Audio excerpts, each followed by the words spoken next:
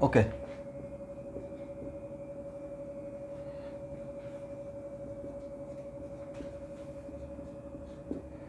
मैंने एक straight line दिया, करेक्ट एवरीवन।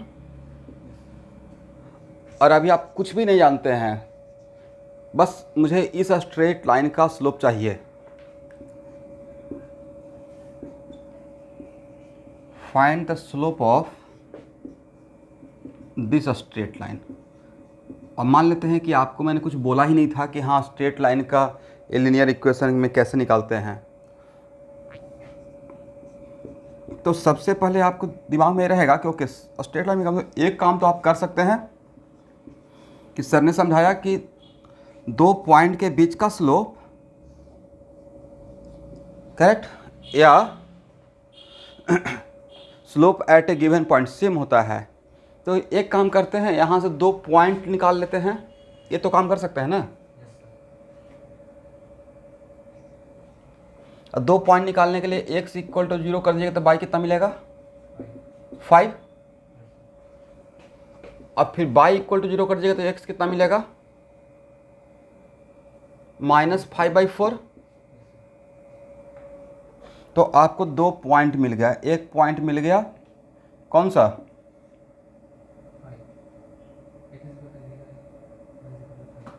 0 और 5। और दूसरा पॉइंट मिल गया -5/4, करेक्ट, सही है ना। इन दोनों पॉइंट को मिला देंगे, करेक्ट। तो ये तो स्ट्रेट लाइन ही ड्रॉ कर लिए। अब फिर स्लोप बिटवीन इस पॉइंट इस पॉइंट और किसी पॉइंट का नाम P1 और किसी पॉइंट का नाम P2 तो देखो कोई फर्क पड़ेगा। तो इस पॉइंट का नाम P1 देते हैं, इस पॉइंट का नाम P2 देते हैं, राइट। तो स्लोप इक्वल टू क्या लिखेगा, y2 - y1 और divided by x2 - x1। y2 कितना 0 और -5, x2 कितना -5/4 और -5 सॉरी 0, राइट। तो कितना हो जाएगा -5/4। कट कुट कर कितना आ गया, 4 आ गया। नहीं,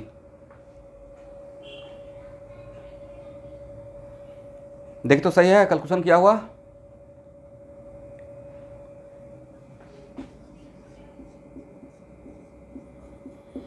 अब देखिए, अब यहाँ से अगर मैं कंक्लूड करूँगा तो ज़्यादा आपको कॉन्फिडेंस रहेगा। तो एक कैसा इक्वेशन था, लीनियर इक्वेशन। और all linear equation represent a straight line. और स्लोप कितना आया आपने निकाला तो 4, और x का कोफिशिएंट का स्लोप, x का कोफिशिएंट कितना है, 4 है। यस, इसका मतलब है कि सर आज के बाद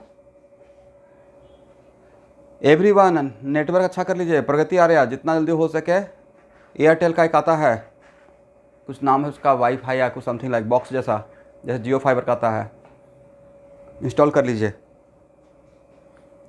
मतलब क्लास 1 से 2 दिन भी डिस्टर्ब नहीं होना चाहिए, बहुत क्रिटिकल केस में है। और मैथमेटिकल टूल और वेक्टर जिसका गायब हो गया उसको फिजिक्स में सिखा ही नहीं पाऊंगा, एकदम पक्का मान के रखिए।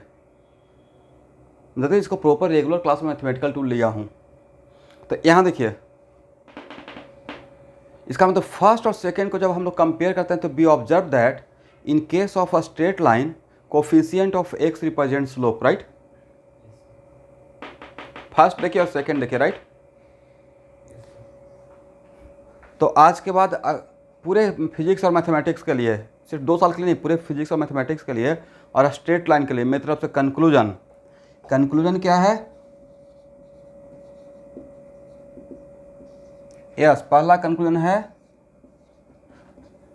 All linear equation. देखते हैं फोटो इलेक्ट्रिक इफेक्ट में आ रहा था लीनियर इक्वेशन,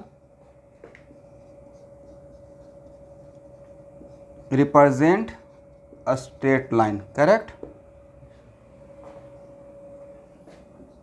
और second,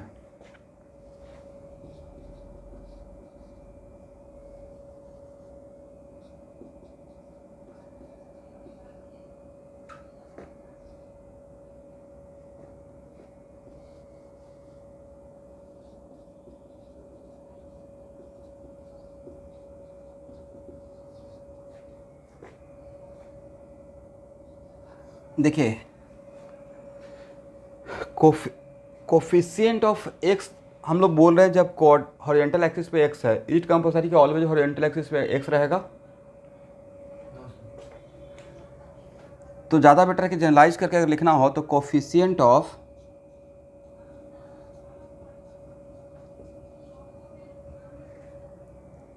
coordinate of horizontal axis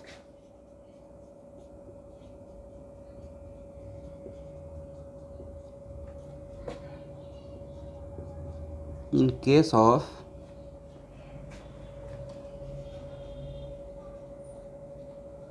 linear equation represent slope of that straight line। आप लोग को नज़र आ रहा है?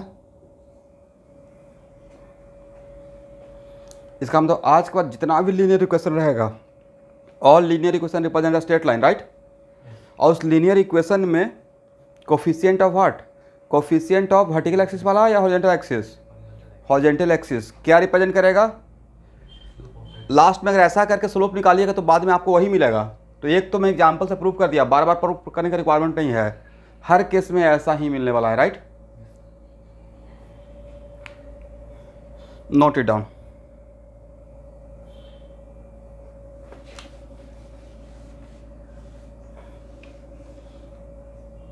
All linear equation represent a straight line, shortcut में लिख दिया, अ स्ट्रेट लिख लीजिएगा, ठीक है।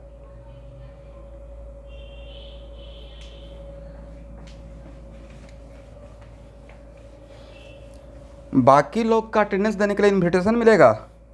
किसने अटेंडेंस नहीं लगाया अभी तक? Total present is 47 and only attendance is 36। भाई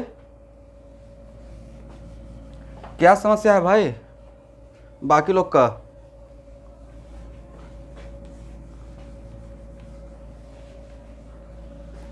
संस्कार, इज इट एनी प्रॉब्लम? लगा देना है। आज के बाद मैं नेक्स्ट टाइम से बोलूँगा नहीं, एक रूटीन बना लीजिए, आते हैं अपना अटेंडेंस लगा लेना है, ठीक है। अभी आप लोग को हैबिट नहीं था इसलिए मैं 2-3 दिन बोलते रहूँगा, 5-6 दिन बोलूँगा, या हो सकता तो पूरा सेशन ही बोलना पड़े।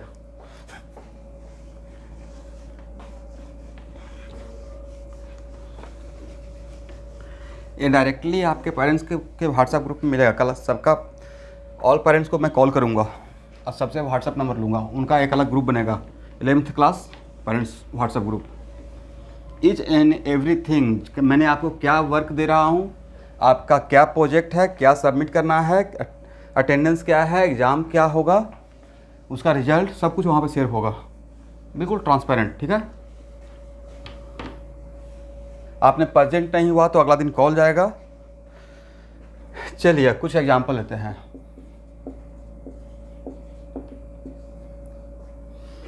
मान लेते हैं कि k equal to H new -5। यहाँ पे वेरिएबल है, मैं पहले ही बता दिया, variable is k and new. तो k के पावर कितना है, न्यू के पावर कितना है, 1 है। मतलब ये तो डैम श्योर है ना कि लीनियर इक्वेशन है। तो यहाँ पे भाई बाई का काम कौन कर रहा है, के, और एक्स का काम यस, तो ए किसका काम करेगा, यस। तो यहाँ पे स्लोप क्या रहेगा सर, एच रहेगा, करेक्ट। ये तो इक्वेशन सब लोग वाकिफ हो गए होंगे, फोटोइलेक्ट्रिक इफेक्ट का सबसे फेमस इक्वेशन यही है, राइट। इसका मतलब देखिए चलते फिरते हम लोग को पता चल गया कि काइनेटिक एनर्जी वर्सेस फ्रीक्वेंसी का जो इक्वेशन मिलता है उसमें वो लीनियर इक्वेशन है, उसका स्लोप है प्लैंक कांस्टेंट, राइट।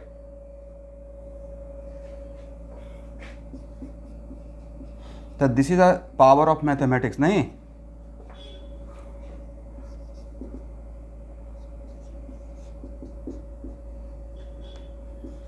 चलिए यहाँ पे किसका वर्सेस किसका इक्वेशन है,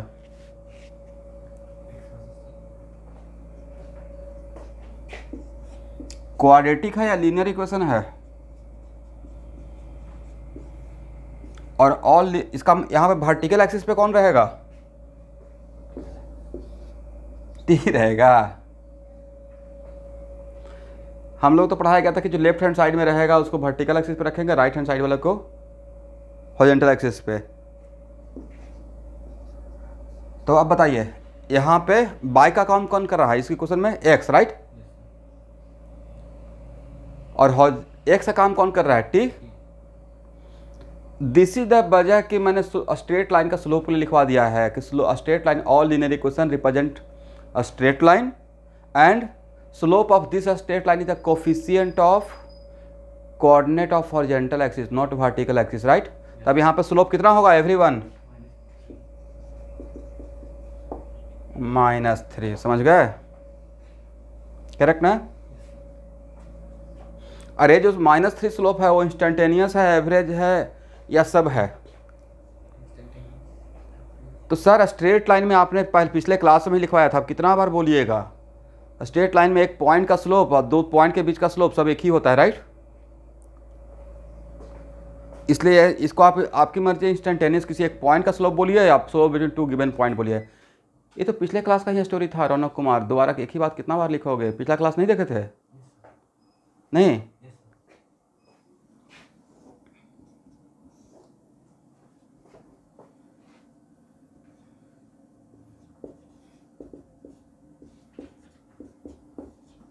चलिए, व्हाट द स्लोप?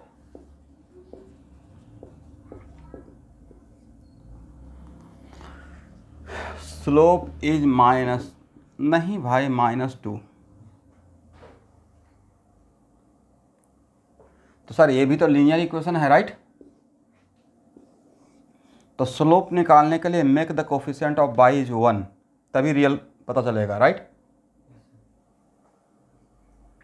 मतलब डायरेक्ट, अगर आप डायरेक्ट स्लोप बताना चाहते हैं, डायरेक्ट स्ट्रेट लाइन देखते ही इंस्टेंटेनियसली, तो कोई भी आपको घुमा कर ऐसे दे सकता है, करेक्ट। तो make the coefficient of y is what? 1, correct. और नहीं तो आप एक बार इसको क्रॉस चेक कर सकते हैं, वर्टिकल एक्सिस हॉरिजॉन्टल एक्सिस पे P1 और P2 दो पॉइंट निकाल लीजिएगा, x = 0 करके बाई या बाई = 0 करके x, दो पॉइंट मिल जाएगा P1 P2, एक हॉरिजॉन्टल एक्सिस पे एक वर्टिकल एक्सिस पे, वहाँ से स्लोप निकाल के देखिएगा -2 ही आएगा, करेक्ट ना। इसका मतलब ऐसे अगर घुमा कर भी दिया गया तो हम लोग को क्या करना है? उल्टा पुल्टा करके दिया जाएगा, हम लोग सीधा कर लेंगे, राइट। कैसे सीधा करेंगे? Make the coefficient of y is 1, make the coefficient of y is 1, इसको लिख लेना है। For finding the slope, directly finding the slope from the linear equation, make the coefficient of y equal to 1। Make the coefficient of y equal to 1 मतलब make the coefficient of coordinate of vertical axis is equal to 1, right. तो इसको rearrange कर लेना है everyone, तो कितना हो जाएगा? -2x और -4, इज इट राइट। और यहाँ आकर बोलना है स्लोप, ठीक है ना। और नहीं तो आज के जैसा ही फिर कमाल करते रहिएगा कि सर स्लोप = 4 हो जाएगा ना। इसका मतलब it is very important to note that generalise y = ax + b, हम लोग को 8th क्लास में ऐसे ही लीनियर इक्वेशन बताया जाता है शुरुआत में। This is the linear equation, तो यहाँ पे स्लोप का काम कौन करेगा? a, right. This is the conclusion, ठीक है। तो इसमें जब स्लोप का वैल्यू a है तो यहाँ पे y का कोफिशिएंट 1 था, करेक्ट ना।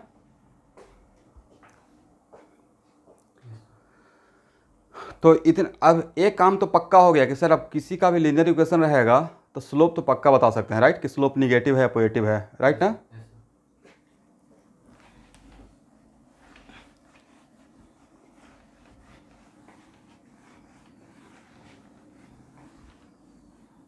ओके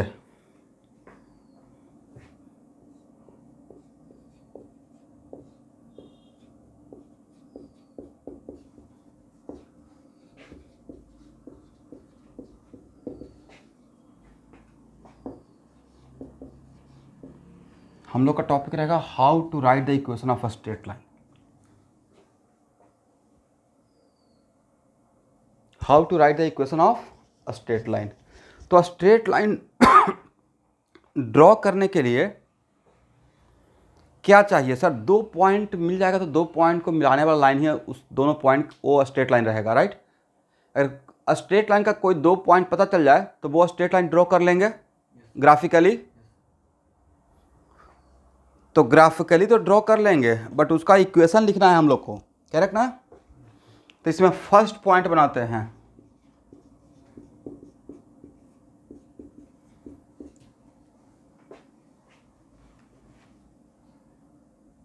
इफ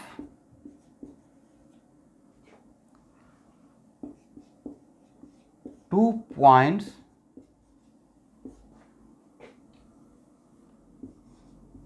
P1, ये आपको कोऑर्डिनेट में क्लास 11th में ही आपके स्कूल के टीचर पढ़ाएंगे कुछ दिन के बाद, ठीक है? पहला चैप्टर में ही आएगा कोऑर्डिनेट का, फर्स्ट चैप्टर स्ट्रेट लाइन ही रहता है, राइट? उसमें पढ़ाया जाएगा, बट अभी रिक्वायरमेंट तो हम लोग को अभी हो गया है। If 2 points P1 and P2 are given, correct ना एवरीवन? तो उस केस में स्ट्रेट लाइन का इक्वेशन लिखने का तरीका होता है y minus y1 equal to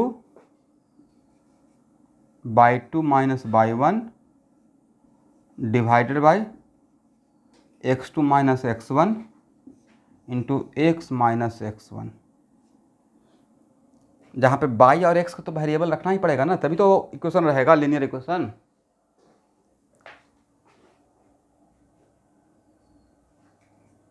ये आज के बाद रट जाना है। आज के बाद अगर 2 पॉइंट दिया रहेगा तो उन दोनों पॉइंट से होते हुए स्ट्रेट लाइन का इक्वेशन लिखने के लिए इसका यूज करना है। बोले तो क्या है? ये फार्मूला दिए हैं, क्यों है कैसे है अभी ये लुकआउट नहीं है, ऐसा होता है, मैं तो इसको रटिए।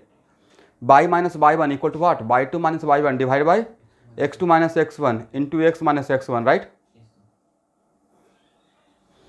Okay, very good.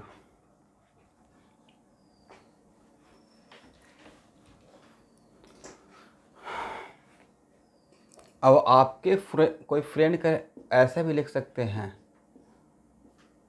अगर यहाँ पे y1 तो यहाँ पे x1, करेक्ट? अगर यहाँ पे y2 minus y1 divide by x2 minus x1, तो यहाँ पे x माइनस x2 लिखिएगा, करेक्ट ना स्टूडेंट? लास्ट में जो इक्वेशन ऑफ स्ट्रेट लाइन मिलेगा बिल्कुल डिटो सेम मिलेगा, करेक्ट? सेम इक्वेशन, इसको हम लोग एग्जाम्पल लेके प्रूफ करेंगे, करेक्ट ना?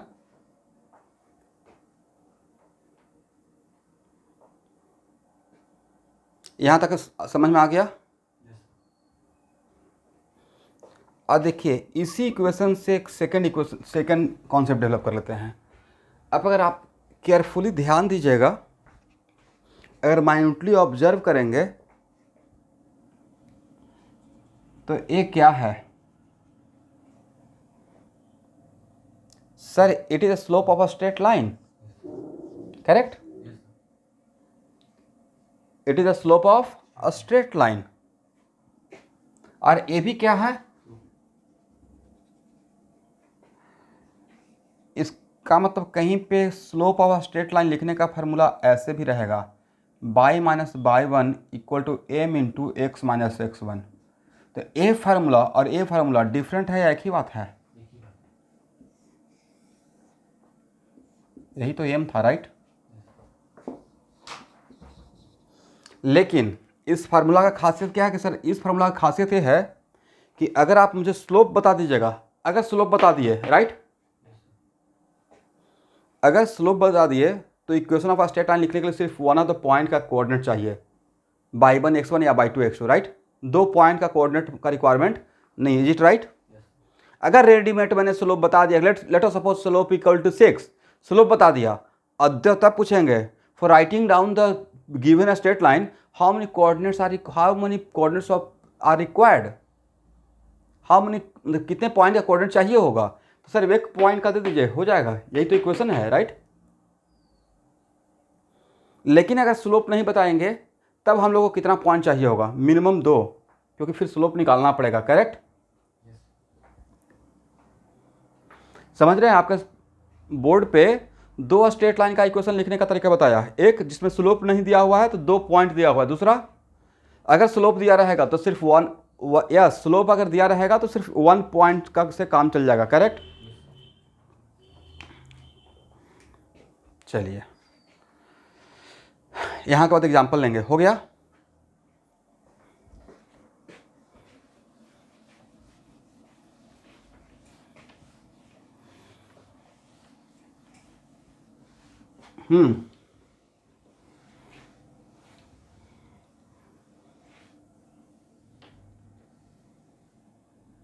बिल्कुल हो सकता है, सेम ही इक्वेशन मिलेगा। ठीक, बिल्कुल हो सकता है, आंसर पे कोई इफेक्ट नहीं आएगा। ठीक है?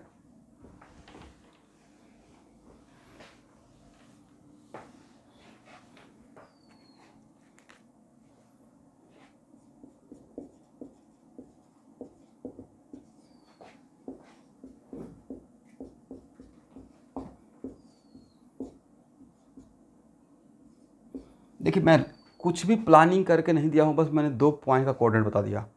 Find the equation of a straight line passing through this 2 point. Find the equation of a straight line passing through this 2 point.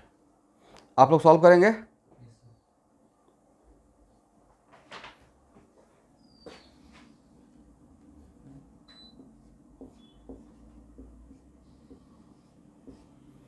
Solve कर पाएंगे?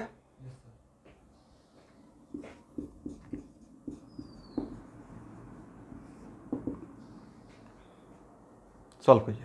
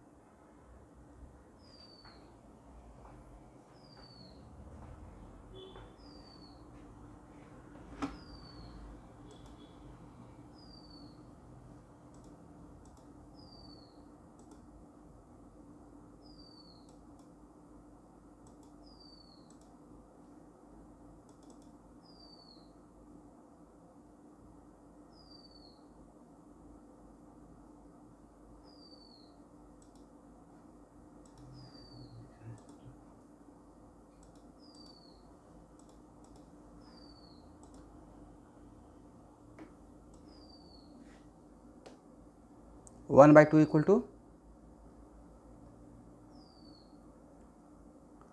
स्ट्रेट लाइन का, जैसे स्ट्रेट लाइन का इक्वेशन लिखते हैं ना, y equal to a x plus b के जैसा लिखना है। Right?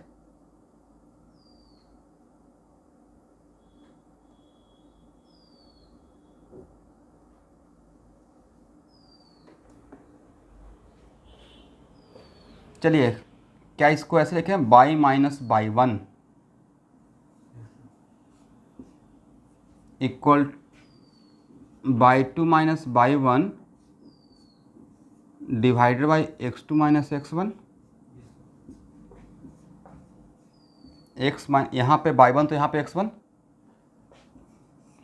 By minus three equal to y two कितना है 6 minus three. Correct? X two कितना है 2 minus minus four, minus minus four. Right?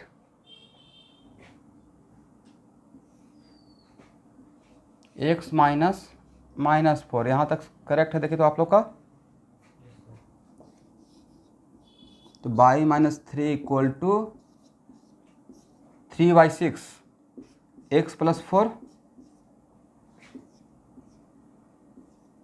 तो y minus three equal to half x अब प्लस टू। यहाँ तक कौन को लगा गए हैं?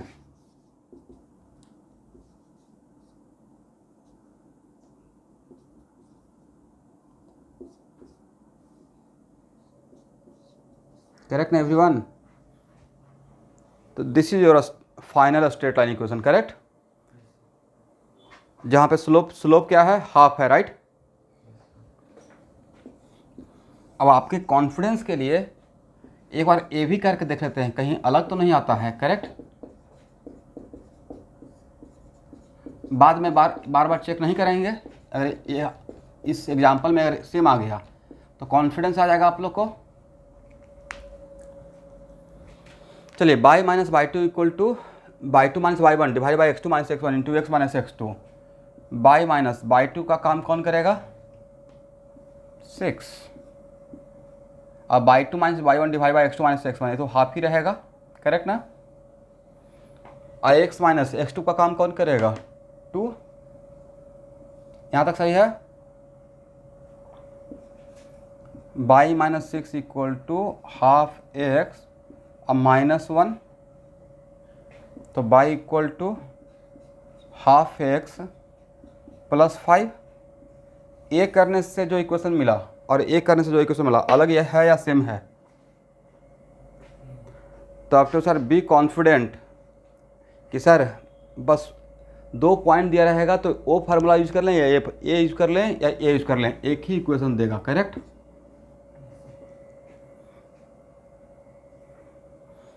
तो आज के बाद आपकी मर्जी है। हाँ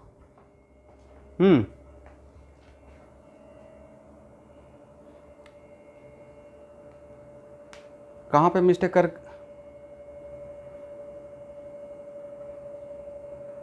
एक्स प्लस 4 2 कैसे हो गया? तो ब्रैकेट को ओपन किया, इक्वेशन को सही करने के लिए ब्रैकेट को ओपन करेंगे ना। बाई माइनस, हाँ शिफ्ट कर सकते हैं बाद में, तो बाई शिफ्ट करेंगे तो 2y लिखेंगे ना उस तरफ।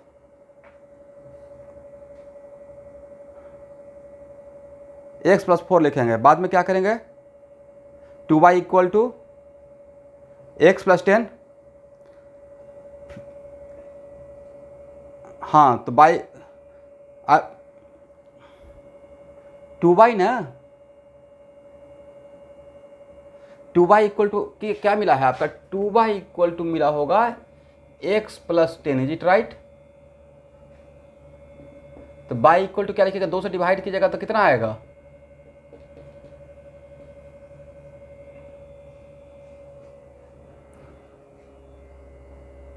और अभी तो बताया था आपकी कि जब इक्वेशन ऑफ स्ट्रेट लाइन लिखिएगा तो लेफ्ट हैंड साइड वाले कोफिशिएंट कोशिश कीजिएगा कि 1 रखें, राइट? तभी और रियल में उसका सारा कैरेक्टर पता चलता रहेगा, इज इट राइट?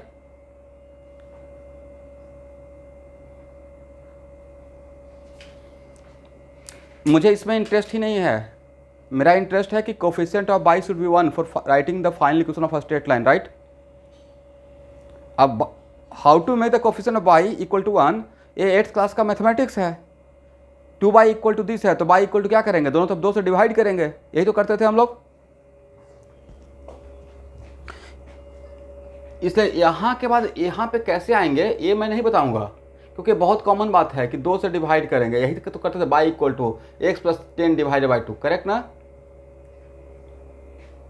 इसलिए आज के बाद जब इक्वेशन, जब किसी भी फिजिक्स के चैप्टर में मुझे फाइनल इक्वेशन है, अगर वो लीनियर इक्वेशन है तो कोशिश रहना चाहिए कि लेफ्ट हैंड साइड वाला जो वर्टिकल एक्सिस पे रहता है तो उसका कोफिशिएंट को 1 बना के प्रेजेंट करें फाइनल आंसर में, करेक्ट?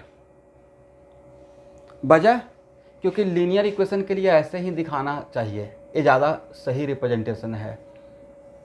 आप ऐसे भी लिख दीजिएगा 2y इक्वल टू, तो कोई आपको रॉन्ग नहीं करेगा, बट थोड़ा देखने में ठीक नहीं लगेगा, यहाँ पे थोड़ा अच्छा लगेगा, राइट? तो बोलिए एवरीवन, फाइनली क्या?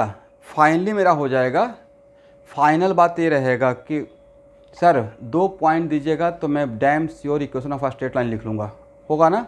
और वहाँ पे सर कोई कन्फ्यूजन नहीं है कि बाई माइनस बाई वन करें या बाई माइनस बाई टू करें, बस केयरफुल ये रहेंगे कि यहाँ पे बाई वन तो यहाँ पे बाई एक्स वन, यहाँ पे बाई टू तो यहाँ पे x two, is it right? आइए तो दोनों में कॉमन रहेगा,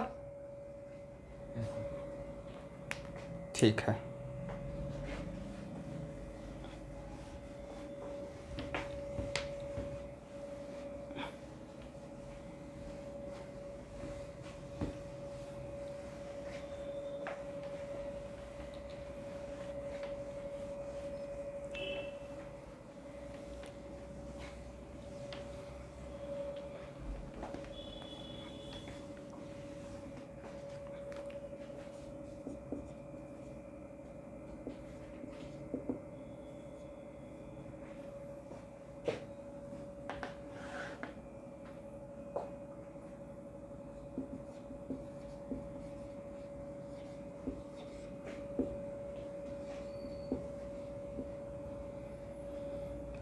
यहाँ देखिए,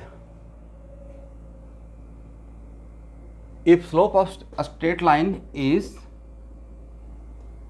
3 and it passing through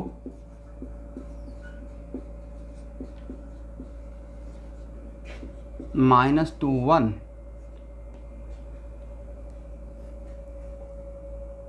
then write down the equation of a straight line.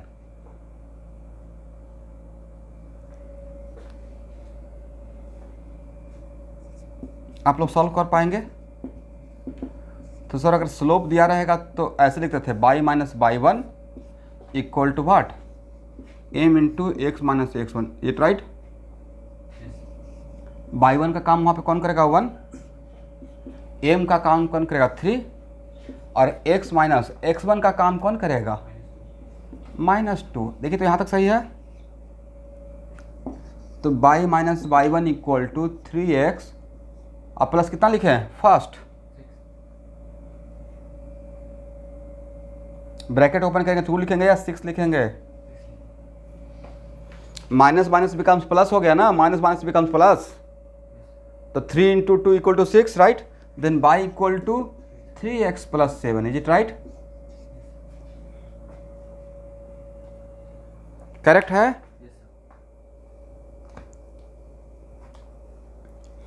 चलिए, यहां तक किसी को doubt?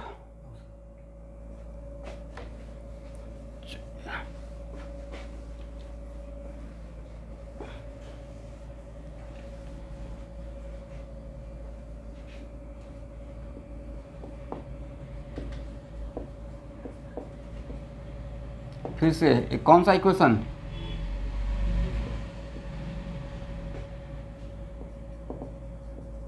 Linear equation, very good.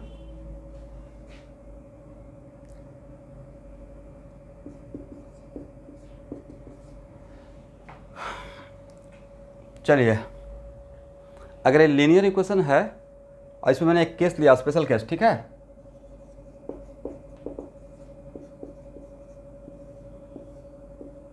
If c equal to 0, तो अगर c इक्वल टू 0 है, देखिए if c equal to 0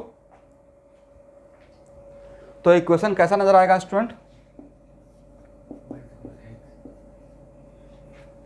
ax ऐसा नजर आएगा, करेक्ट? तो अगर इक्वेशन ऐसा रहेगा, इसको हम लोग बोलते हैं स्लोप, इसको आगे चलकर इंटरसेप्ट। अभी आप इंटरसेप्ट के चक्कर में मत पड़िए, बस बताइए, जब बस जानिए कि हाँ एक कांस्टेंट टर्म है, राइट? एक्स को छोड़कर और वाई को छोड़कर इसमें ना ही एक्स ना ही वाई है, कांस्टेंट टर्म है। और जिसमें अगर c इक्वल टू वैल्यू 0 है, then where it cut horizontal axis and vertical axis, correct ना? तो कोई भी ग्राफ या स्ट्रेट लाइन हॉरिजॉन्टल एक्सिस को कहाँ पे कट किया है? 1 मिनट, कोई भी ग्राफ है, मान लेते हैं कोई रैंडम ग्राफ, ठीक है एवरीवन? मान लेते हैं ऐसा कोई ग्राफ है, राइट? देखिए तो एक्सिस को 2 पॉइंट पे कट किए हुए हैं, यहाँ पे मैंने रैंडमली आपको समझाने के लिए, यहाँ पे कट करेगा वर्टिकल एक्सिस को, तो वहाँ पे एक्स का कोऑर्डिनेट कितना रहेगा? और जहाँ पे हॉरिजॉन्टल एक्सिस को कट करेगा वहाँ पे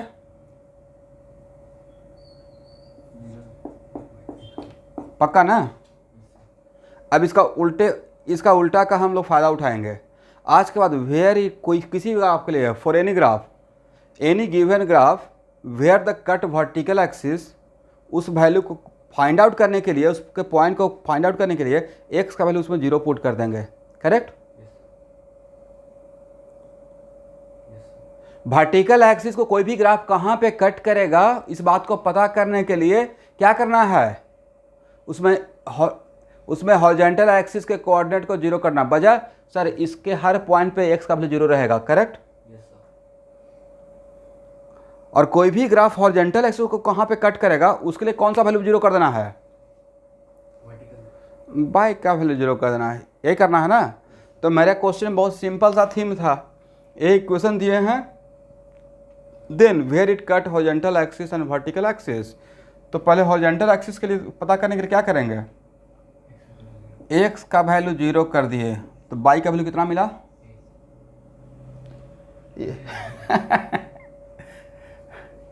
ये आज का पूरे क्लास का पूरे मेन थीम रहेगा, और ये नंबर थ्योरी को चेंज कर देगा। नहीं, हम तो आज तक जानते हैं कि एक्स किसी टर्म को अगर 0 से मल्टीप्लाई करते हैं 0 बन जाता है, राइट। एक्स का वैल्यू 0 करने से वाई का वैल्यू क्या मिलेगा 0, वाई का वैल्यू 0 करने से एक्स का वैल्यू कितना मिलेगा 0 y equal to 0। Okay sir, linear equation में जो x y equal to x plus c लिखते हैं उसमें सी का वैल्यू 0 रहेगा, तो आज के बाद डैम श्योर वो ओरिजिन से पास करेगा और कहीं से पास नहीं करेगा। एग्री? Very good.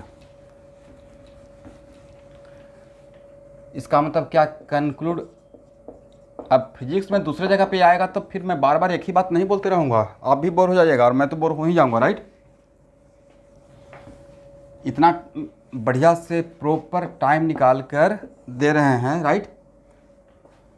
इसका मतलब बाई इक्वल टू अगर इस फॉर्मेट में रहेगा, कांस्टेंट वाला टर्म नहीं रहेगा, अगर लीनियर इक्वेशन इस फॉर्मेट में रहेगा, इसमें सी है तो a equation, this equation must passing from where, from origin. Very good. किसी को यहाँ पे डाउट अभी पूछ लीजिए, क्योंकि मैंने यहाँ पे प्रूफ कर लिया, राइट।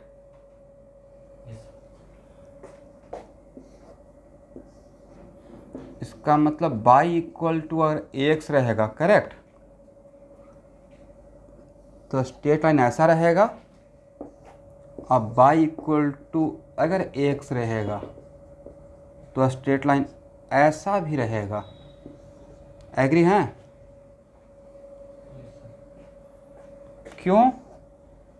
तो सर a का वैल्यू अगर पॉजिटिव रहेगा मतलब स्लोप पॉजिटिव, करेक्ट, क्योंकि यहाँ पे a क्या रिप्रेजेंट करता है, स्लोप, राइट। और अगर a का वैल्यू निगेटिव रहेगा मतलब मेरा m इक्वल टू a होगा, मतलब m निगेटिव हो गया, राइट। तो स्लोप निगेटिव रहेगा तो ऐसे दिखेगा, स्लोप पॉजिटिव रहेगा तो ऐसे दिखेगा, राइट।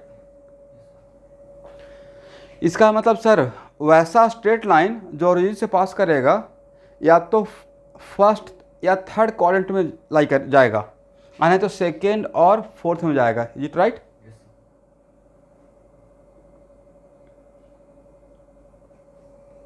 इस टाइप का फॉर्मेट वाला अगर पॉजिटिव रहेगा तो ऐसे ड्रॉ करेंगे, ओरिजिन तो पास करना ही पड़ेगा, और स्लोप पॉजिटिव है तो स्लोप पॉजिटिव रखने के लिए एक्यूट एंगल करना पड़ेगा, राइट।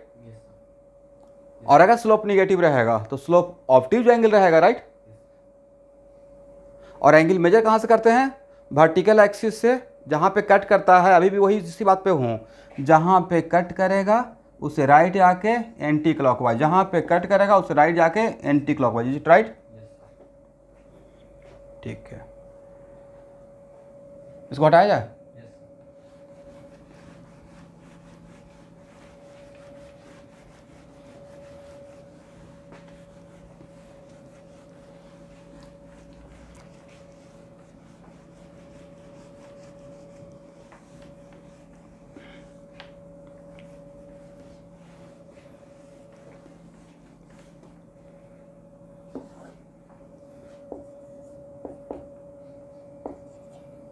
चलिए, इसमें स्लोप का वैल्यू कितना है,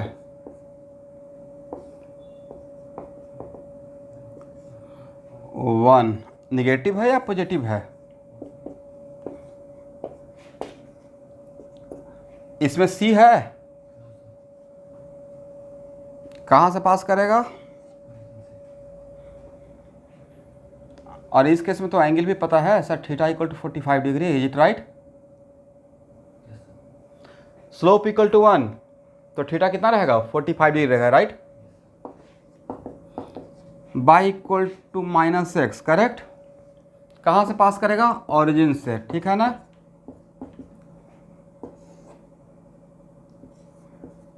थीटा इक्वल टू कितना होगा? स्लोप का वैल्यू -1 ना, 135। किस दुनिया में है भाई? स्लोप में तो एंगल 225 आता ही नहीं है बाजार से। 0 से 1, कोई बात नहीं है, 0 से 180 के बीच में रहता है, राइट। चलिए, हो गया ना एवरीवन?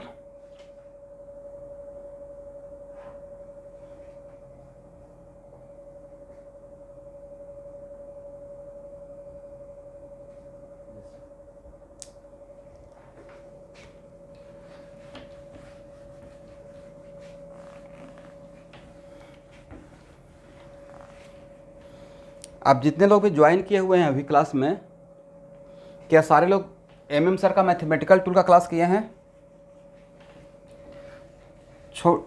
डिफ्रेंशिएशन कर पाएंगे थोड़ा बहुत? Very good, very good. पता है ना कि यूनिट एंड वेक्टर में ही आपको डिफ्रेंशिएशन जो स्टडी मटेरियल दिया हूँ उसमें दिया हुआ है बहुत सारा करने के लिए। ठीक है, अभी नहीं करना है, मैं मैथमेटिकल टूल ख़त्म करूँगा तो खुद बता दूँगा। जैसे वेक्टर के लिए कैसे गाइड कर रहे हैं, एकदम सब कुछ अनसिस्टमेटिक, कुछ नहीं रखना है। थोड़ा वेट कीजिए। मुझे पता है कि आप लोग को लग रहा होगा कि सर टाइम तो हम लोग काम करने कुछ लाइफ में है ही नहीं, आ रहा है, वेट फॉर राइट टाइम। और अगर ऐसा किसी को लगता है कि कुछ भी वर्कलोड नहीं है तो अपने सीनियर से एक बार कैटलिस्ट का वर्कलोड पूछ लीजिएगा। अभी आप लोग 2-4 दिन एंजॉय कीजिए, ऐसे एंजॉय करने का तो टाइम बचा नहीं आपका लाइफ में, क्योंकि क्लास है कैटलिस्ट का क्लास असाइनमेंट जो असाइनमेंट दिया गया है वेक्टर में, उसमें बहुत प्रॉब्लम है, राइट। क्या कवर सब खत्म हो गया? तो उसको ख़त्म करना है बैठ कर, राइट। Waiting for what? और उसके बाद उसको ख़त्म कीजिएगा तो DPP में भी रहेगा, तो पहले उसको कवर करते रहिए, नहीं तो 1-2 दिन, 1-2 क्लास के बाद फिर इलेक्ट्रॉनिक कॉन्फ़िगरेशन का भी आ जाएगा। So many problems. और वो ख़त्म करते करते फिर मूल कॉन्सेप्ट भी आने लगेगा, राइट। फिर मैथमेटिकल ट्रिग्नोमेट्री का जो मैं असाइनमेंट जो भेजा हूँ अपार्ट फ्रॉम RT शर्मा, वो पूरा बन गया हर सेक्शन का, तो बैठ के उसमें तो मैथ में टाइम लगेगा, बनाना चाहिए। मतलब प्रॉपर टाइम दीजिए, एक टाइम शेड्यूल बनाइए। अच्छा, कौन कौन लोग ऐसे रैंडम पढ़ाई करता है, कौन कौन एकदम रूटीन बनाकर? एक स्टूडेंट तो बहुत सिस्टमेटिक रूटीन बना के मुझे दिए थे, बहुत अच्छा लगा कि आप ऐसा मतलब बिल्कुल बड़े लोगों को जैसा आप एकदम बिल्कुल अपने आप को डिसिप्लिन वे में ऐसा सोचते हो। मैं बहुत इम्प्रेस हुआ। तो मेरे from my point of view आपका स्कूल का रूटीन कैटलिस्ट का रूटीन को मिलाकर और खुद का सेल्फ स्टडी के लिए एक प्रॉपर रूटीन बनाना है। दैट्स वाई किस चीज़ें सिस्टमेटिक लग सके। और आपका जो ऑनलाइन स्कूल का क्लास चलते कितने बजे से स्टार्ट होती है?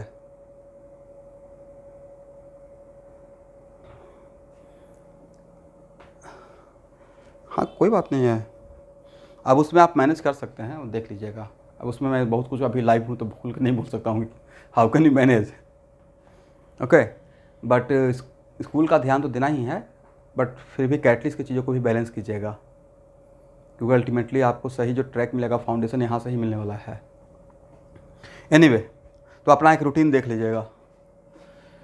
चलिए, ये तो हो जाएगा ना।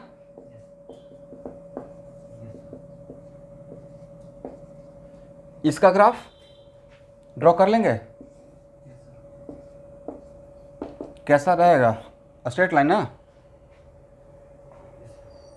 और देखिए, तो मैंने ग्राफ सही ड्रॉ किया है। यहाँ पे एम का काम कौन करेगा? -3 ओरिजिन से पास करेगा, तो tan theta equal to -3 then theta equal to tan inverse -3, is it right? जिसका वैल्यू नहीं जानेंगे उसको ऐसे लिखेंगे।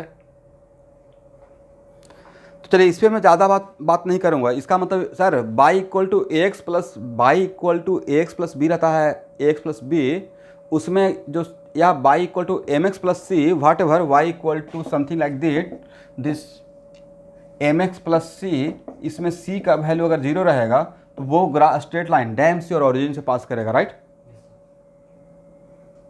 ठीक है,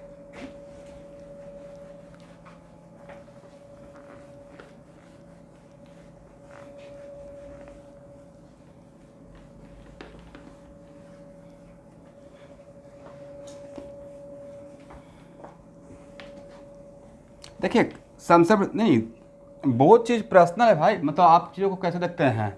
बट नहीं लगता है कि कोई भी काम करने के लिए, जैसे एक छोटा सा एग्जांपल लीजिए, कैटलिस्ट में टाइम टेबल नहीं देते, बोलते हैं, देखो जी मैं जिस दिन मन करेगा उस दिन पढ़ाऊँगा, ठीक है, तुम देख लेना, राइट। एक दिन 11 बजे रात में बोलते हैं चलो आज क्लास करते हैं, एक दिन सुबह में 5 बजे बोल देते हैं, एक दिन सुबह में 4 बजे दे देते हैं। कितना अनकंफर्टेबल लगता है, राइट। वैसे ही आप अपने लाइफ में अगर बिल्कुल रैंडम, एक तो है सर एक काम करते हैं कि बाकी ट्यूशन वगैरह तो रूटीन सही लगता है, बाकी सर मेरे ऊपर छोड़ दीजिए, जब मैं अच्छा फील करूँगा पढ़ूँगा, वो ठीक है। बट उसमें कहीं ना कहीं चीज़ें अनसिस्टमेटिक लग रहा है, राइट। उसमें आप बिल्कुल ब्लैंक रहेंगे, करना क्या है। और अगर 7 डेज का आपका रूटीन बनाए, तो रूटीन बनाने के बाद आप मैनेजमेंट सीखोगे, इतना बजे यहाँ से यहाँ तक टाइम निकाल सकते। जैसे आपने बोला 7:45 या किसने 8 बजे बोला, मैंने कुछ उसके बाद नहीं बोला, हालांकि उसके बाद मुझे बोलना चाहिए था कि आप, जैसे कुछ स्टूडेंट बोलते हैं ना, जैसे इन जनरल जो थॉट रहता है, अब इसके पीछे उसके अंदर में मैं नहीं जाऊँगा कि सर मैं 2 बजे 3 बजे रात तक पढ़ती हूँ या पढ़ता हूँ वाट एवर, और उसके बाद मैं लेट नाइट कंफर्टेबल रहता है। मेरा जो ऑब्जर्वेशन है, क्योंकि जैसे आप तैयारी कर रहे हो तो ऑब्वियसली उसी फेज से मैं भी गुजरा होगा, है ना। और जैसे हम लोग भी क्या करते थे, हर महीना में एक नया रूटीन बनाते थे, रूटीन बनाने के बाद अगला 2 दिन तक फॉलो करते थे, 3rd डे से कम फॉलो करते थे, 4th डे थोड़ा और कम कम होता जाता था। तो वे सारे स्टूडेंट का मतलब होता है, यूनिवर्सल बात यह है, आप जैसे हम लोग को एक नया नहीं है। बट मैंने ऑब्जर्व किया था कि लेट नाइट पढ़ने के बाद आफ्टर 12:30 या 1 तक इट्स फाइन, स्टूडेंट है तो 1 तक चलेगा। उसके बाद अगर 2 घंटा एक्स्ट्रा पढ़ने के चक्कर में अगला पूरा दिन हेडेक बना हो रहता है, मन भारी लगेगा। उसमें हुआ क्या कि हम लोग थोड़ा बहुत तो नेचर के अगेंस्ट जाना है, बट एकदम 100% नेचर के अगेंस्ट रात में अगर नहीं सोएंगे तो रात में बहुत साउंड स्लीप होता है, सोना भी उतना ही ज़रूरी है। सोना is also the part of your preparation. मेरे टाइम पे मैंने अपने फ्रेंड सर्कल को बोल दिया था कि पढ़ने के टाइम पे डिस्टर्ब कर दोगे 10 मिनट चलेगा, दोपहर में सोने के टाइम पे या रात में सोने के टाइम पे प्लीज़ डिस्टर्ब मत करना। और मेरा दरवाज़ा खोलना भी तो बहुत आराम से, मेरे जो बैचमेट था उसको भी मैं रिक्वेस्ट किया था बहुत आराम से खोलना, ऐसा नहीं आया भड़ाक से मार दिए, अब मैं उठ के बैठ गया। तो दिन में भी अगर मेरे किसी ने नींद तोड़ दिया तो फिर उसी टाइम से मेरा टाइम ख़राब हो गया, मेरा रूटीन ख़त्म हो गया, राइट। क्योंकि मैं अपने तरीके से सोऊंगा, फिर उठूंगा, फिर फ्रेश माइंड से पढ़ूंगा। एक तपस्या है भाई, पढ़ना तपस्या है, एक आसान काम नहीं है, मतलब 100% डेडिकेशन चाहिए। इसलिए 12:31 तक पढ़िए, उसका सो जाइए, और early in the morning school का क्लास है तो उससे पहले थोड़ा सा 1 आध घंटा निकाल के पढ़ लेंगे, फिर अपना सिस्टमेटिक चीज़ें कीजिए। इसलिए बाद में कभी इस पर एक क्लास लूँगा, एक वीडियो बनाऊँगा, ठीक है, जब हम लोग फ्री रहेंगे। अभी ये रेगुलर क्लास है, ओके। ये हो गया ना। अब यहाँ पे आते हैं, हेडिंग बनाइए instantaneous slope.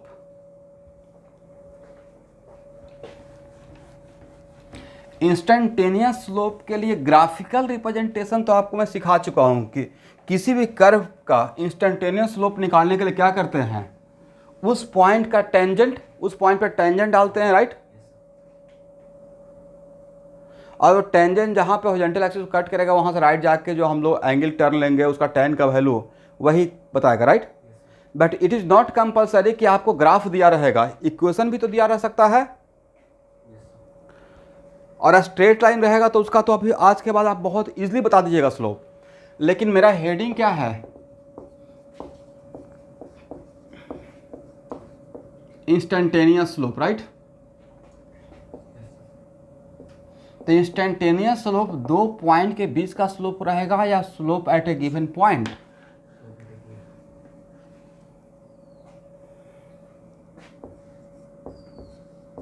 Slope at a given point, is it right.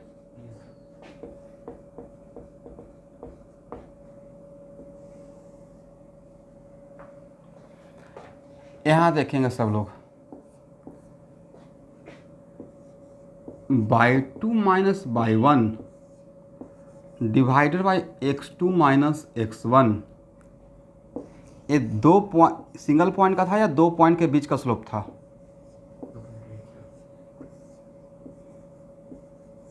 इसी को क्या हम लोग ऐसे लिख सकते हैं, delta y by delta x?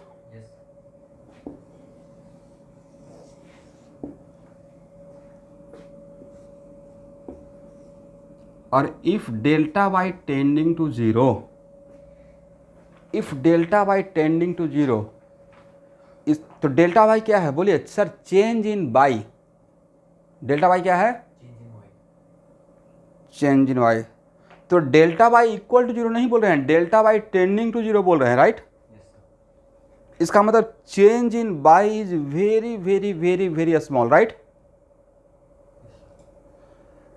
Okay, इसका मतलब चेंज का सबसे छोटा भाई, चेंज का सबसे छोटा भाई, मतलब उससे छोटा चेंज नहीं हो सकता है, करेक्ट ना? इसी को बोलते हैं डी वाई। क्या बोलेंगे?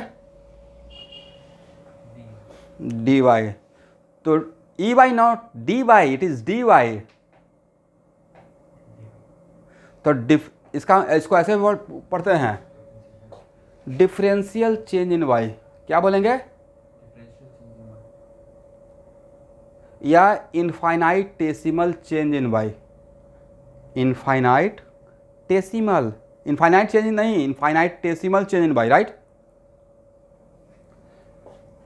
तो आज के बाद डी वाई का मतलब बहुत बड़ा चेंज या change in y. D y is also change in y, d y is also change in y, is it right? But it is very big change, finite change, या it is very very small change?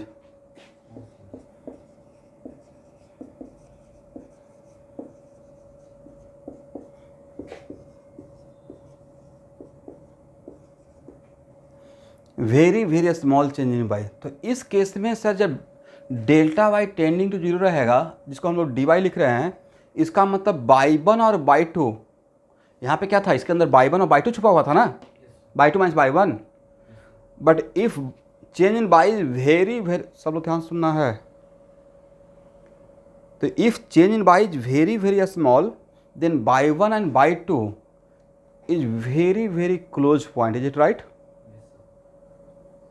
By one और y to बहुत distance पर रहेगा या almost very close.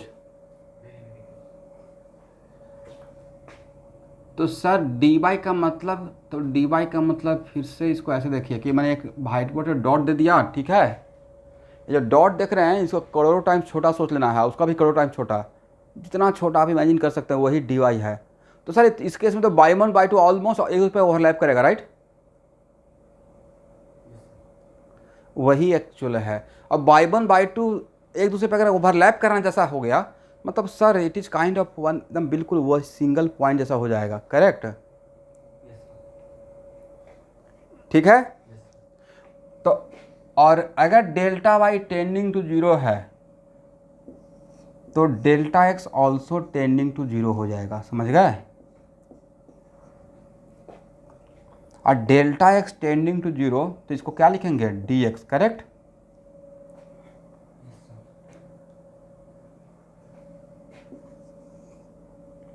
तो इस case में for this condition and this condition, अगर स्लोप लिखने के लिए बोला जाएगा, तो अभी भी मैं उसी पॉइंट पे हूँ, स्लोप के लिए delta y by delta x, right? यही था ना फार्मूला ओरिजिनल। लेकिन इस कंडीशन के बाद स्लोप के लिए क्या लिखिएगा?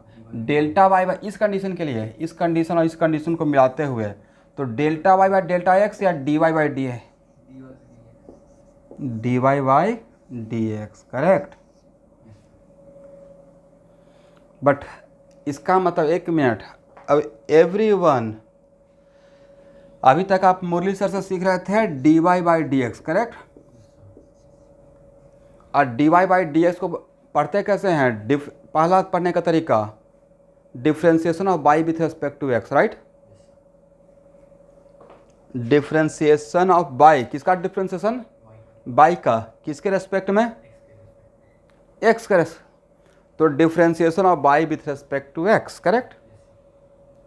या इसी को differentiate y with respect to x, shortcut में ऐसे भी बोलूँगा, differentiate y with respect to x, is it right?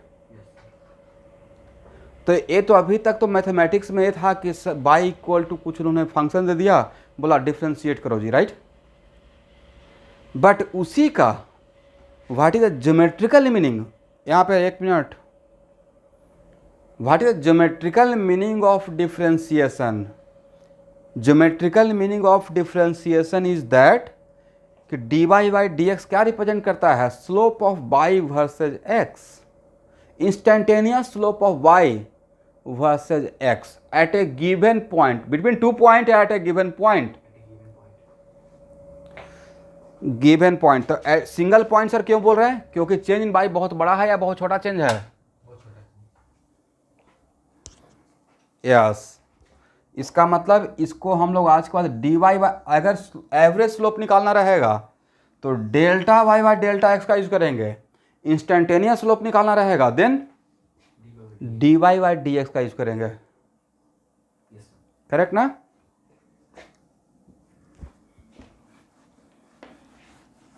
इसका मतलब आपके पास अब दो फार्मूला है, एक है m equal to d y by d x,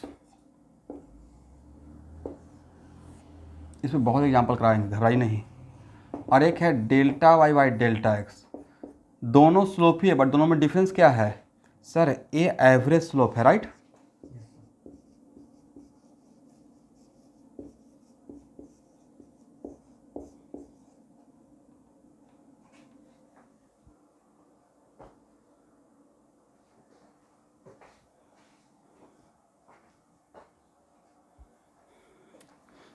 थोड़ा सा वेट कीजिएगा।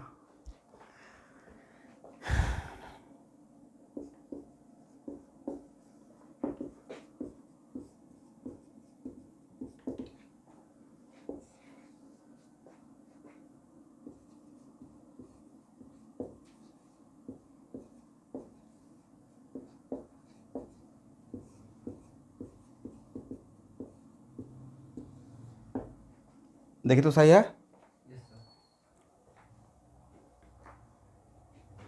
तो दोनों में डिफरेंस समझ में आ गया। तो d y by d x मतलब slope at a given point, single point का स्लोप निकालना है। कोई अगर पूछेगा तो क्या करना है?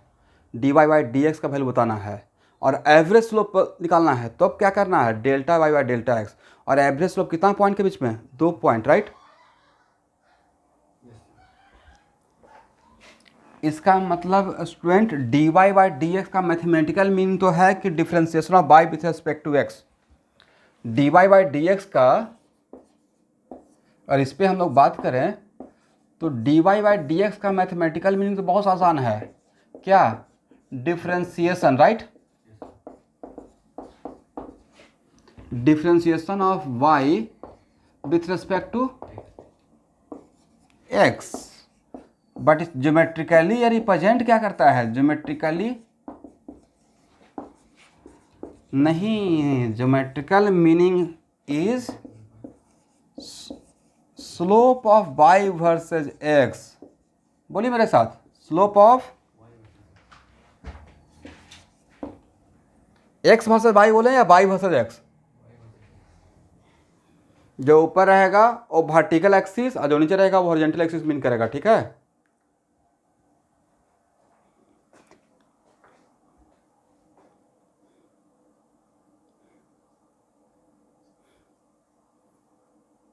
उन दोनों पॉइंट को सिंगल पॉइंट उन दोनों पॉइंट को सिंगल पॉइंट जैसा ही मान लेते हैं। एक कुछ ऐसा है कि हम लोग कॉमर्स कॉलेज के पास हैं और कॉमर्स कॉलेज में ही एक दुकान से दूसरे दुकान में चले गए। कोई पूछे कहाँ पे थे जी? कॉमर्स कॉलेज में। अब उसमें यहाँ पे जहमत नहीं उठाएगा कि कॉमर्स कॉलेज के इस दुकान से मैंने उस दुकान में भी गया है, राइट? इतना बोल के काम चल जाएगा। वैसे ही if point is very very very close तो उन दोनों पॉइंट को हम लोग एक सिंगल पॉइंट के जैसे ट्रीट करके उसको slope at a given point बोल देते हैं, ठीक है? यहाँ तक समझ में आ गया? समझ में आ गया, बहुत अच्छी बात है। नहीं समझ में आ गया उससे भी अच्छी बात है, रट जाएंगे आज के बाद। Delta y by delta x average slope, d y by d x instantaneous slope. D y by d x को पढ़ते कैसे हैं? Differentiation of y with respect, ये मैथमेटिकल सेंस हुआ differentiation of y versus x. Geometrical meaning हुआ it represent, it gives slope of y versus x at a given point. Slope y versus x between 2 point या at a given point, at a given point, समझ गए? चलिए, हाँ, differential ये कहाँ मिला है आपको?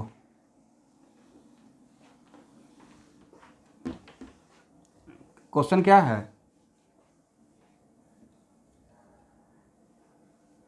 आप पूरा लाइन पढ़िए तो। हाँ पढ़िए।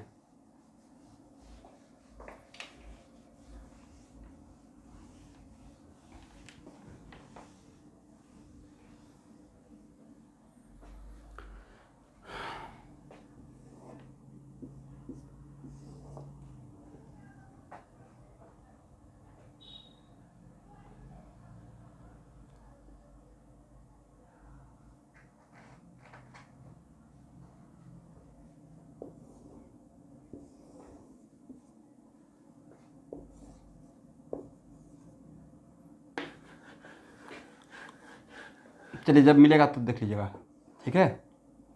यहाँ देखिए, ठीक है, नो प्रॉब्लम।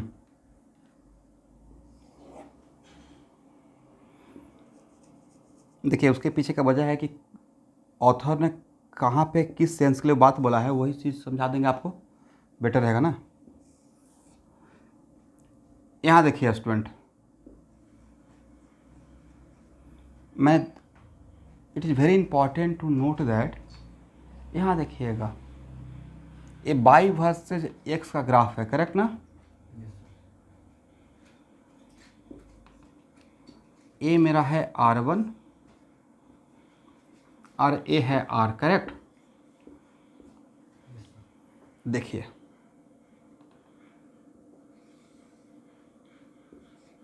और ए क्या है? Delta R, correct? तो आपको नहीं पता डेल्टा R और कर्व अलग है, सेपरेट है?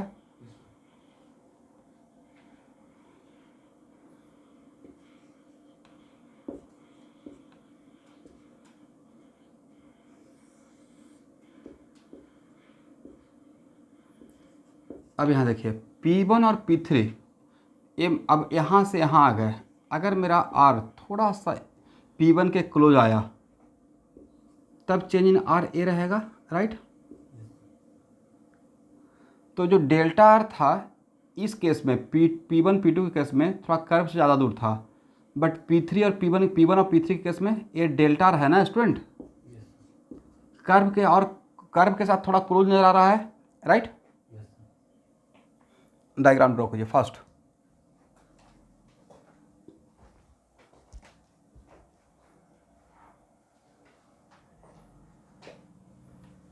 हो गया?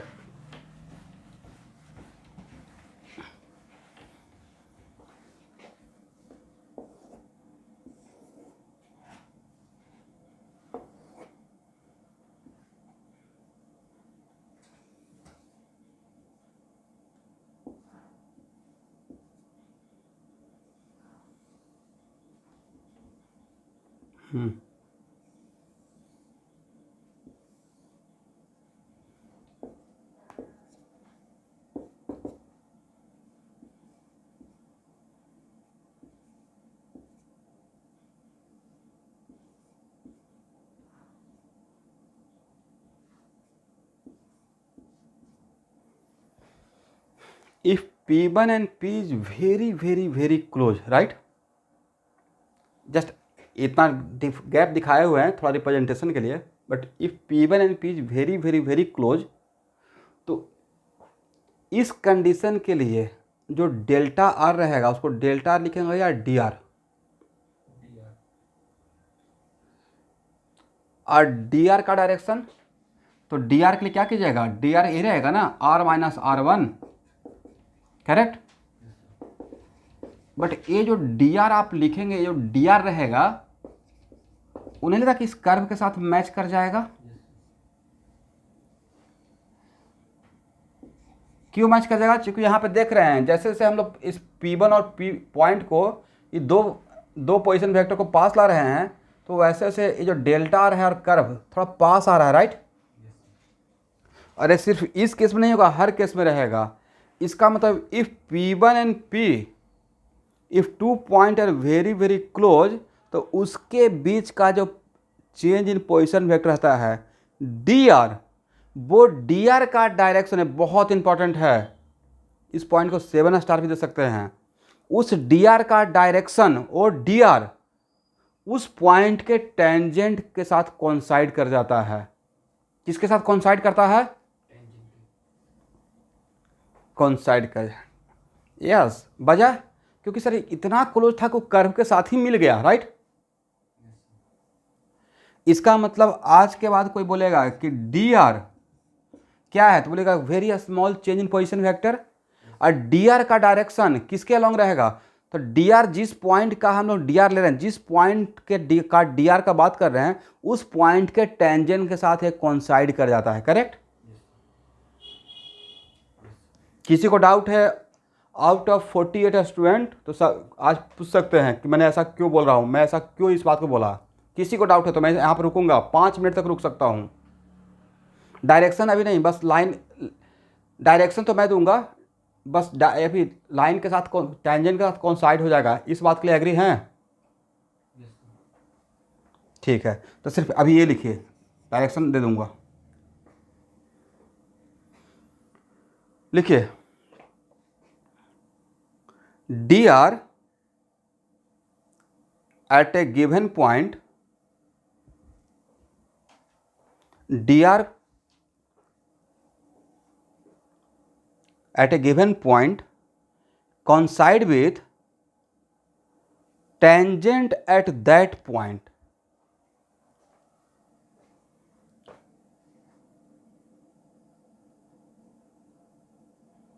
Tangent at that point, correct? Okay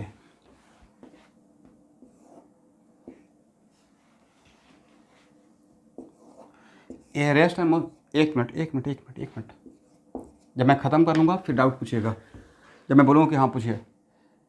यहाँ देखिए, इस पॉइंट पे है मेरा पार्टिकल, इस पॉइंट पे है, राइट? पॉइंट P1 पे, और पॉइंट P1 से इस डायरेक्शन में जा रहा है, कोई एक रास्ता रहा होगा, ठीक है? करेक्ट ना एवरीवन? और इस रास्ते पे ऐसे जा रहा है, और मैंने बोला कि P1 से P पे गया, but P is very very very very very close. ये तो आपको समझाने के लिए इतना दूर दिखाते हैं, इतना बड़ा dr थोड़े रहेगा, इतना बड़ा dr रहेगा। dr समझते हैं ना मैं क्या बोलता हूँ? यस, सिर्फ आपको समझाने के लिए इतना बड़ा dr दिखाते हैं, राइट? इसका मतलब सर dr तो इस पॉइंट के अंदर ही घुसा हुआ है, राइट? क्योंकि आपने बोला था कि पॉइंट से भी बहुत छोटा होता है dr, d, करेक्ट? तो आपको लगता है कि इस पॉइंट के अंदर ही dr है। यस, इसको मैं इलेक्ट्रॉन माइक्रोस्कोप से देख रहा हूं, तब मुझे लग रहा है कि यहाँ है, राइट? तो रिप्रेजेंटेशन के पॉइंट ऑफ व्यू से तो dr तो dr क्या है सर? डेल्टा आर क्या है? डेल्टा आर एक स्ट्रेट लाइन था ना, डेल्टा आर एक स्ट्रेट लाइन है, तो dr भी एक स्ट्रेट लाइन रहेगा, राइट? बट वो इस पॉइंट P का जो dr रहेगा, dr एट पॉइंट P, इसका मतलब पॉइंट P पे रह के बहुत छोटा डिस्प्लेसमेंट आपने लिया, राइट? और हम लोग जा किधर रहे हैं? पहले ही बोले मैं इधर जा रहा हूं, तो जाने के लिए P से नीचे आए होंगे या ऊपर की तरफ? बट मैंने तो बोला कि dr किसके साथ कोइंसाइड कर जाता है? यस, तो टेंजेंट नीचे भी है ऊपर भी है, करेक्ट? लेकिन अब dr का डायरेक्शन किसके तरफ दिखाएंगे? तो इधर हटा देते हैं, क्योंकि मैं जा किधर रहा हूं, तो this is the direction of dr, right? जिधर जाते रहेंगे उधर का ही तो पोजीशन डिस्प्लेसमेंट दिखेगा। आप 43 से कॉमर्स की तरफ गए तो डिस्प्लेसमेंट का डायरेक्शन किधर देखे? इनिशियली आप 43 पे था, बाद में कॉमर्स पे पहुंच गया तो डिस्प्लेसमेंट किधर दिखेगा? 43 से कॉमर्स कॉलेज की तरफ, राइट। फाइनल पॉइंट पे हेड रहता है, इनिशियल पॉइंट पे टेल रहता है, राइट। वैसे ही अगर इस पाथ पे मेरा पार्टिकल ऐसे घूम रहा है और इस पॉइंट पे मैं डी आर का डायरेक्शन पूछ रहा हूँ, तो यहाँ पे एक टेंजेंट ड्रॉ कर दीजिएगा और टेंजेंट आगे भी रहेगा पीछे भी रहेगा। किधर दिखाएं डायरेक्शन? पीछे या आगे? ऊपर की तरफ। ऊपर की तरफ क्यों दिखाया स्टूडेंट? सर इधर ही जा रहे थे इसलिए ऊपर दिखाना पड़ेगा। वे यस, अगर इस पॉइंट पे डी आर का डायरेक्शन पूछेंगे तब क्या कीजिएगा? सर यहाँ पे we are very wise people, हम लोग कम मत मानिए, टेंजेंट ड्रॉ कर देंगे, अभी तो आपने बता दिया, राइट। और यहाँ से इसको हटा देंगे, राइट। ये this is the direction of d are, correct ना। और यहाँ पे डी आर पूछेंगे तो सर भाई आप इतना बड़ा काम कर रहे हो ना, इसको मैं अपने तरफ से 7 स्टार देना पसंद करूँगा। अब मैं ही अंदर अंदर इतना खुश हो रहा हूँ कि मेरा इतना बड़ा काम हो रहा है।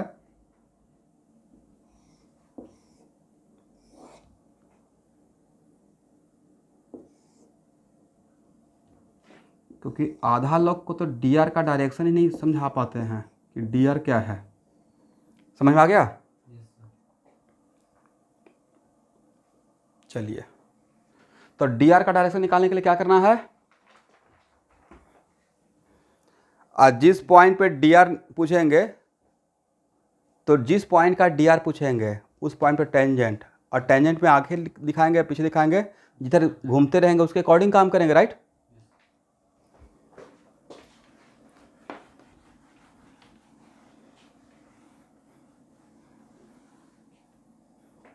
यस, डी आर है तो चेंज इन आर है, राइट। बट पी और P dash is very very close, नहीं, वो दोनों पॉइंट इतना क्लोज है कि इसको हम लोग उस पॉइंट का डिस्प्लेसमेंट मान लेते हैं, करेक्ट ना। बट ऑब्वियसली जब डिस्प्लेसमेंट बोलेंगे तो क्या रहेगा? D R is what? Very small, very very small displacement, right. तो very very very small displacement को हम लोग इंस्टेंटेनियस डिस्प्लेसमेंट बोल देंगे, करेक्ट ना। चलिए यहाँ देखिए स्टूडेंट, मेरा एक कोई कर्व है, ठीक है। ये मेरा एक रास्ता है, इस रास्ते पे मैं मूव कर रहा हूँ, ठीक है ना। चलिए थोड़ा सा आपको इसको डेमो देते हैं, तब और भी कॉन्फिडेंस आ जाएगा कि हम लोग काम क्या कर लिए मजाक मजाक में। ये पढ़ाए हैं आपको b equal to lambda into a vector में। किनको लग रहा है कि आपने पढ़ाया है? एवरीवन लग रहा है, बिल्कुल पढ़ाया है भाई, लगने से क्या होगा। चलिए लैम्डा पॉजिटिव है तो ए और बी का direction sir same, very good. और लैम्डा निगेटिव है तो जस्ट अपोजिट रहेगा, वेरी गुड। देखिए तो आर के सर कहीं पे ऐसा बात बोले हैं काइनेमेटिक्स में, रेस्ट एंड मोशन में? D r by d t पक्का बोले होंगे, करेक्ट ना। v equal to d r by d t, इसको क्या बोले हैं? इंस्टेंटेनियस वेलोसिटी बोले होंगे, right. Yes, instantaneous velocity, very good. तो यहाँ देखिए अभी मैं इंस्टेंटेनियस वेलोसिटी पढ़ाना नहीं स्टार्ट कर रहा हूँ, बिल्कुल 100% मैथमेटिकल टूल में है, ठीक है। But D r by d T को क्या हम लोग ऐसे लिख सकते हैं?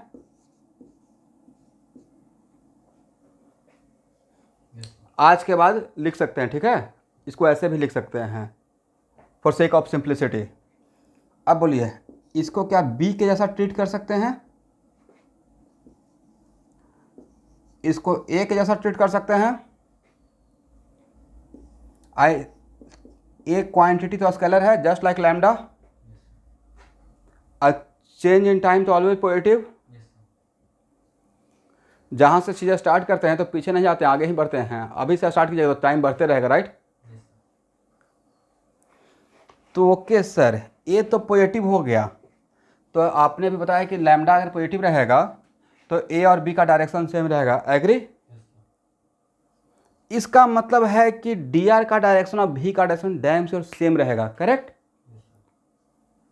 तो सर एक तो हो गया कमाल, इंस्टेंटेनियस वेलोसिटी का डायरेक्शन आज के बाद डी आर का डायरेक्शन में ही होगा, करेक्ट?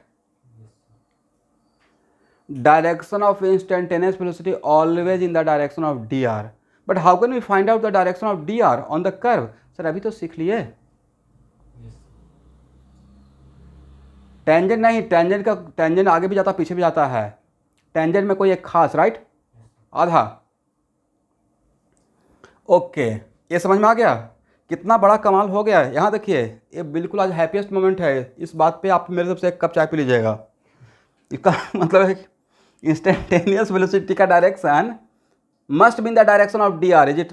देखिए सबसे बड़ा चीज़ है कि ये फार्मूला आपके लाइफ में सार्थक कर दिया, ये पढ़े थे, कितना बड़ा कमाल किया है, नहीं? मतलब सर इसको ऐसे भी देख सकते थे भाई, ऐसे नहीं, इसको बहुत अलग अलग तरीके से देखेंगे, बताते हैं बड़ा कमाल का चीज़ है। तो उसमें एक कमाल यहाँ देखिए, राइट?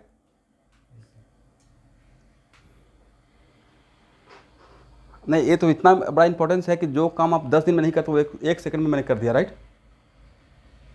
अब यहाँ देखिए, अगर मैंने बोल दिया इसी चीज़ को मैं एक स्टूडेंट को समझाने का लाख कोशिश, मेरे यहाँ फिजिक्स नहीं पढ़ रहे हैं, नाम भी नहीं लूँगा नहीं तो थोड़ा सा अजीब चलाएगा, तो इंस्टेंटेनियस वेलोसिटी का वो डायरेक्शन ही नहीं बता पा रहे हैं। इसका मतलब है कि देखिए, आपको क्या लगता है हर चैप्टर का मेरे पास, कोई भी एक चैप्टर बोलिएगा आज के डेट में 11th क्लास का, उसका 3 प्लेलिस्ट फाइल बना हुआ है। नोमेनक्लेचर कम 4 बार पढ़ा चुका हूँ, 5 बार, जब से कोरोना आया है, राइट? और सबका अलग अलग बैच का अलग अलग प्लेलिस्ट है। बट तो मैं भी चाहता तो डायरेक्ट आपको प्लेलिस्ट फाइल दे देते और रिकॉर्डेड वीडियो देखते रहते, लेकिन रिकॉर्डेड वीडियो में आप मुझसे बात नहीं करते, राइट? अभी तो मन में एक डाउट आएगा तो डायरेक्ट मेरी तरफ प्रोजेक्ट कर दीजिएगा, सर यहाँ पे कैसे हुआ? तो एक क्लास में बिल्कुल ऐसा लग रहा है बस क्लास में बैठे हुए हैं, सबका अपना अपना घर पे क्लास है, वहाँ बैठे हुए, मैं अपना यहाँ पे हूँ, बस difference is that, otherwise everything is just like class, everything is just like class. तो अब उसमें कुछ लोग अपने तरफ से क्या हो रहा है कि बातों को ऐसे लेते हैं, अच्छा सर तो वीडियो भेजते हैं तो मैं पीछे से वीडियो देखते हुए अपना आते रहूँगा, तो उसमें बहुत सारा चीज़ मिसिंग हो जाएगा। तो सिर्फ रिकॉर्डेड वीडियो भेजेंगे तो पहले बात तो कि रिकॉर्डेड वीडियो भेजेंगे किसी दूसरे बैच का, तो इस बैच में विद्यार्थी हैं और उस बैच में किसी और का नाम लेते रहेंगे, तो बड़ा अजीब सा लगेगा। चलिए अब यहाँ देखिए, मान लेते हैं कि मेरा एक ग्राफ है y वर्सेस x का, ठीक है? इस एक रास्ता है, पाथ है, करेक्ट एवरीवन? इस पाथ पे पार्टिकल यहाँ से कोई आर्बिट्ररी पाथ है, path it is not compulsory, path is always straight line, straight road, right? Shillong जैसा रास्ता भी तो हो सकता है, घुमाओ, वैसे ही आर्बिट्ररी कोई रास्ता है। और मैंने बोला कि यहाँ पे जब पार्टिकल था तो उसका इंस्टेंटेनियस वेलोसिटी का डायरेक्शन क्या था, वैल्यू नहीं, डायरेक्शन सिर्फ मुझे चाहिए। तो आप क्या कीजिएगा, यहाँ पे टेंजेंट ड्रॉ कीजिएगा, तब डी आर का डायरेक्शन आप दिमाग में लाइएगा, तो this is the direction of d are, right? और फिर बोलिएगा सर डी आर का डायरेक्शन जो रहेगा वही इंस्टेंटेनियस वेलोसिटी का रहेगा। सर इंस्टेंटेनियस वेलोसिटी का डायरेक्शन इस पॉइंट पे दिस वन, राइट? यहाँ पे कोई पूछेगा तो सर ये अब लाइफ का सबसे आसान काम है हम लोग के लिए, करेक्ट ना?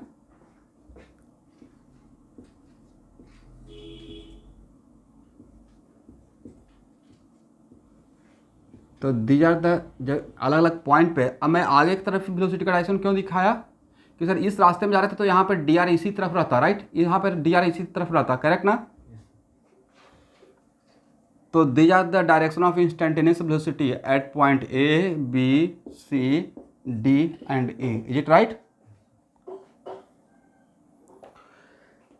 चलिए इसको लिख लीजिए,